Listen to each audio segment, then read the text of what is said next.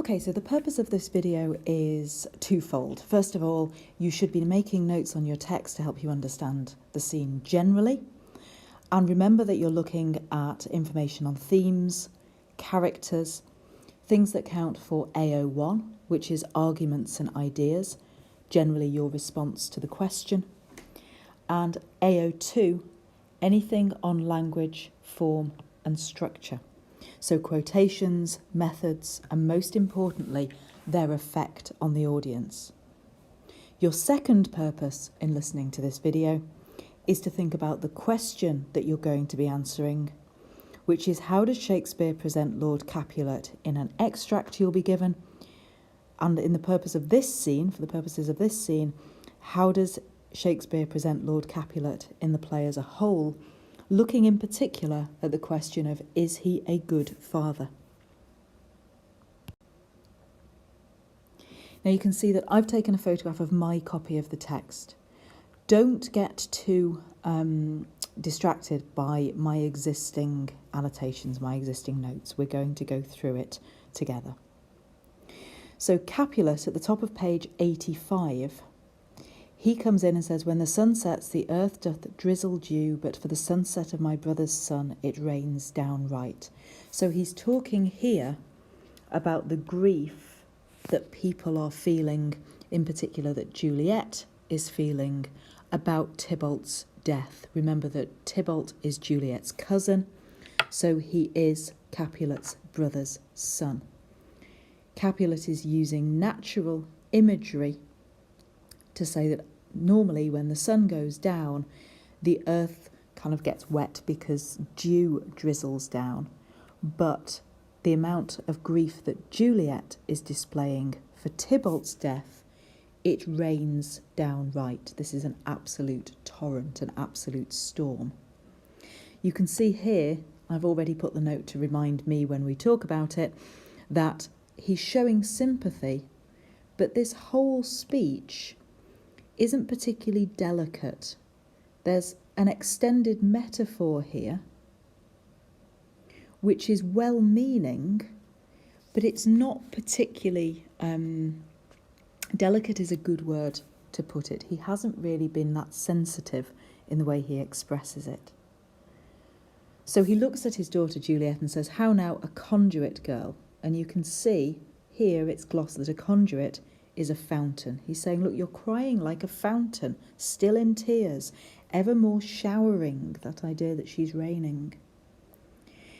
And then he takes this idea that in her little body, she is acting as, she is pretending to be, she is imitating a bark, which is a boat, okay? A sea, a wind, so all of those things. So saying, your eyes that I may call the sea, ebb and flow with tears. Your body is the ship sailing in a salt flood. So that metaphor there that she is crying a salt flood. Her sighs are winds, raging with tears, and they with them without a sudden calm will overset thy tempest-tossed body. So basically, you're getting yourself into such a state that your winds are like sighs, your body is like a boat being tossed round with this thunderstorm of grief. And, you know, you're in danger of kind of destroying yourself. So for Capulet as a father, he's concerned, and he shows his concern by use of simile and metaphor, which aligns Juliet with a storm, which represents her grief. Ooh, can't spell grief, that's shocking. Grief. But it's not delicate. He means well, but he doesn't quite understand. His importance, or his priority, is this decision he's made. How now, wife, have you delivered to her our decree?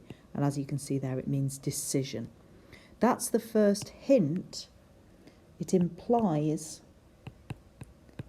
that he's already made his decision. Okay, so the connotations of decree, a decision that he's decided. "Ay, sir, but she will none, she gives you thanks," is a kind of, yeah, she says thanks, but no thanks. "I would the fool were married to her grave." Little bit of foreshadowing from Lady Capulet there. Here, take me with you, wife, is the old-fashioned equivalent of hang on a minute, let me understand what you're saying. And his questions imply that he's sort of disbelieving that Juliet would not agree with him. This is the first example in Lord Capulet's world where his daughter has not just agreed with him and consented. And he asks a series of questions. How will she none? Does she not give us thanks? Is she not proud? Does she not count her blessed, unworthy as she is, that we have wrought so worthy a gentleman to be her bride? So that idea of unworthy as she is just reminding Juliet and the audience about the levels of importance. It's not that he doesn't love her, it's that very clearly Elizabethan society would take Juliet's father as being very much in charge.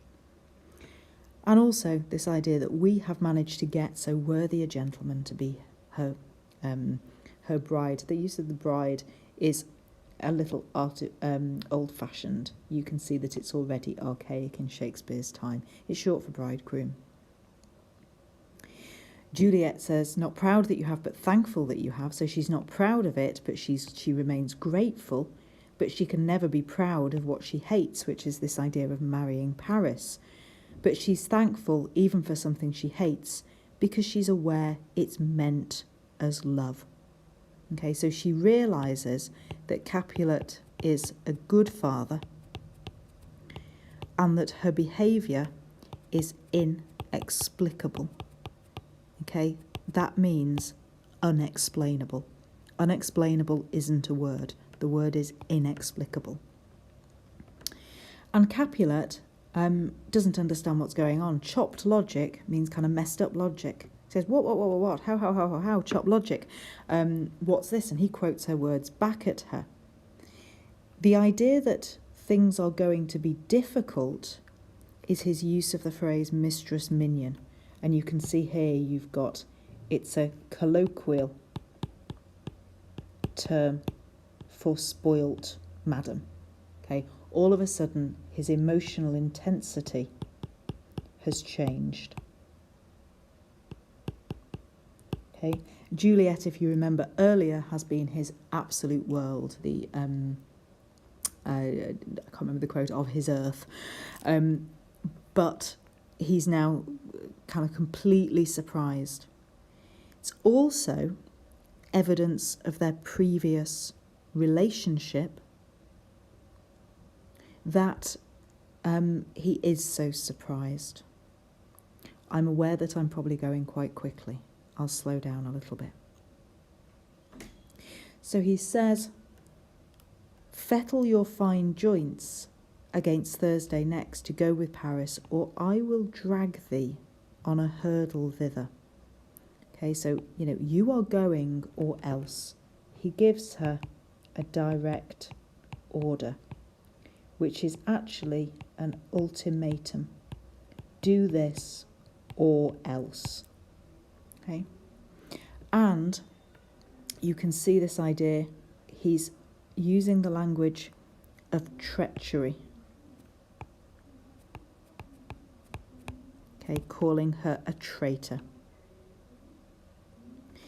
"Out you green sickness carrion," which is an insult, so he uses insults. "Baggage, tallow face." You can see my note here. A disobedient daughter is as good as dead to him. Lady Capulet is surprised. There is an escalation. It gets, that escalated quickly. It gets kind of much more intense very quickly. His reaction is extreme. You have to decide, do you think this is because he's basically selfish or mean or too emotional? Or is it because he really is upset that all of his genuinely best thought out plans, good intentions and hopes for his daughter look like disappearing. Best answers will refer to both of those interpretations. Okay, remember AO3, that a father in Elizabethan times had a responsibility to see his daughter in a good marriage where she'd be looked after.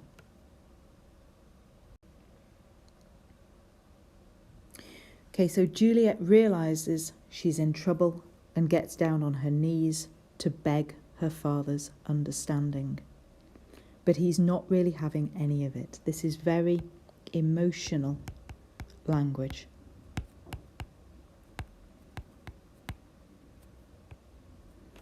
Hang thee, young baggage. This is dehumanising her.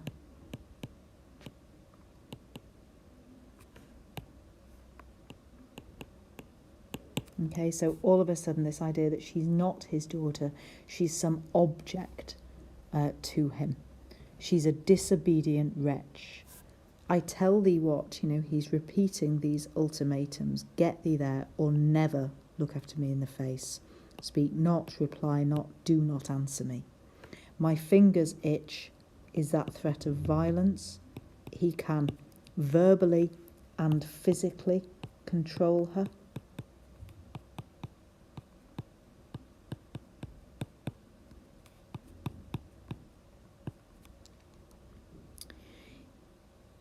He refers to earlier in the play, God had lent us but this only child. Now one is too much and we have a curse in having her. Out on her hilding. Okay, so actually he echoes his earlier language, but this time negatively. Okay, the nurse starts to intervene because you remember the nurse is kind of part of the family and is very fond of Juliet and the family. You are to blame, what are you doing to rate her so, to be shouting at her so much?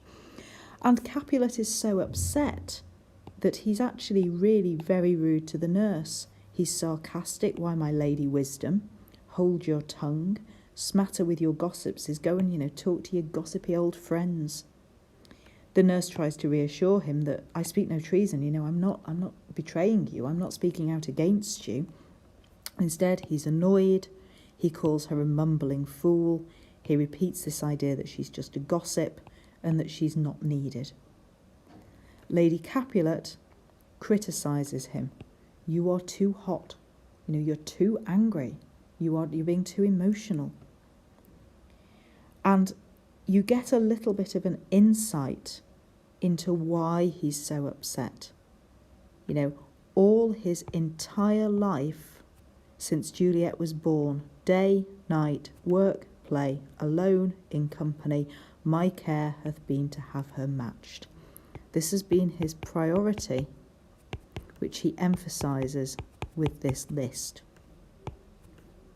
Having now provided a gentleman of noble parentage, etc., etc., Juliet wants nothing to do with him. Okay.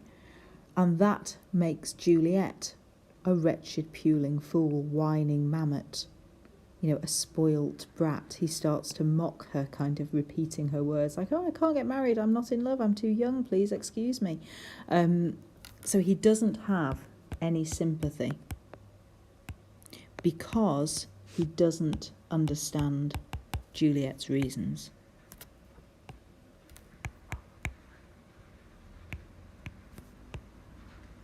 So even though he might be a bad father in some ways because he's reacting so violently, you should also recognise his part of the argument. He threatens to disown her if he doesn't get his own way. And this would be very serious. Okay, AO3, Juliet would have no ability to own property by herself, no ability to work, She's completely reliant, completely dependent on her father and then her husband protecting her. I'll never acknowledge thee, nor what is mine shall never do thee good. Nothing of mine will ever benefit you, and I'll not go back on this. Juliet begs divine powers to intervene. She begs her mother to intervene. Otherwise, she says, I'll die. But Lady Capulet again, AO3, has to follow her husband. Don't talk to me. Have it your own way. I'm done with you. She turns to God. Juliet turns to her nurse. Bear in mind that Lady Capulet's gone. Lord Capulet's gone. It's now just Juliet and the nurse. And she explains that she has a husband on earth. She is religious. Her faith is in heaven. She believes in God. She can't get married again. She cannot get married unless her husband dies. Okay? She cannot get married unless Romeo is dead. And he's not. And she's vulnerable for having stepped outside convention, having stepped outside the rules. And she realises that actually, like Romeo being Fortune's fool, there are forces at work. Heaven should practice stratagems, play cruel tricks upon somebody so vulnerable as she is. The nurse gives her the comfort that the nurse is capable of. And that is actually practical or pragmatic. Okay, pragmatic means you're looking at the kind of logical reason side of it. The nurse says, well, here's my comfort. Romeo's gone and he can't come back and claim you. And if he does, it's got to be in secret. So, as you're in the situation you're in now, I think it best you get married to Paris. You marry the county. And at that point, Juliet realises, as my note says, that she's absolutely abandoned. She cannot do what the nurse is suggesting. And the nurse makes it even worse. She makes it really clear how much she's looking at the practical side of things and not the spiritual or emotional side of them that Juliet is so in tune with. She says, Romeo is, a dish rag by comparison to Paris. You're happy in your second match. It's better actually than your first, And if it's not as good as your first match, your first marriage, then Romeo is as good as dead because you live here, you're of no use to him. You can't be together. Juliet cannot believe that the nurse is saying that. And the nurse confirms that she doesn't actually believe it just from her heart, but also from her soul. Everything to do with the nurse is saying, go for this practical idea. The nurse is acting as a foil to Juliet. Juliet realises she's been completely abandoned, and she approves with that amen this idea of the nurse's curse on her heart and soul, because actually her advice has been completely and utterly impossible. This has got an air of sarcasm to it. Well, you've comforted me marvellous much. But she wants the nurse to believe that actually, okay, I'll go along with this. And then she realises exactly how much she's isolated and on her own, because the nurse is at this point the ancient damnation, the wicked fiend, because she's advised her to do something that she absolutely cannot do. It's a complete sin to her. And she wants to know, is it more sin to wish her in that position, to wish her forsworn, to betray her marriage, or to speak against Romeo with the same tongue that she's praised him with so often? And she says sarcastically, go counsellor, go confidant, go advisor. You and my heart, my bosom, are separated now. You know, I cannot rely on my nurse anymore. She's not giving me good advice. She'll go to Friar Lawrence, and if everything else fails, she'll kill herself.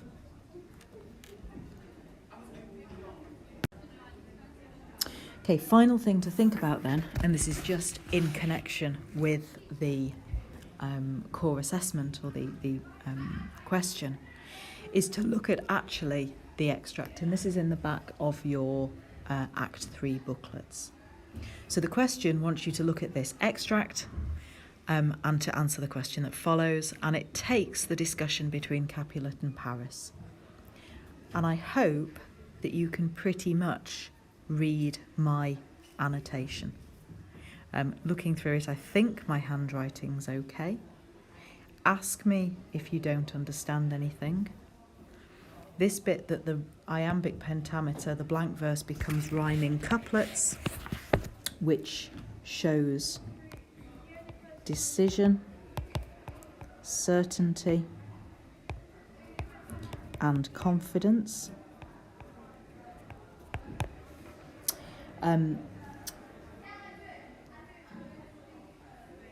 You can look at how he is a good father, and I think I put the effect in here. He's consistent in his care.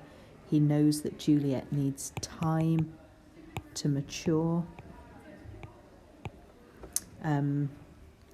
This bit is ironic in terms of his parenting. She can't tell him of her real choice because he's too caught up in the feud, too involved in the feud.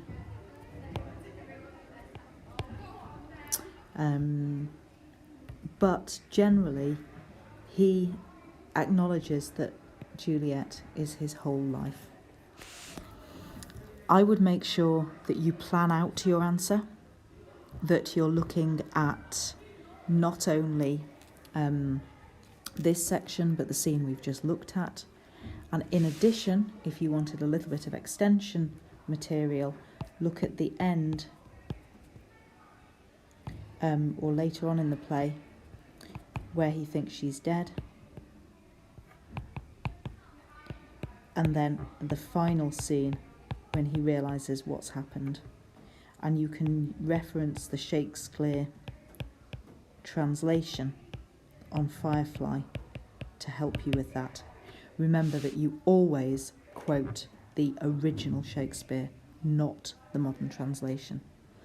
Any problems, give me a yell. Okay? Hope that helps.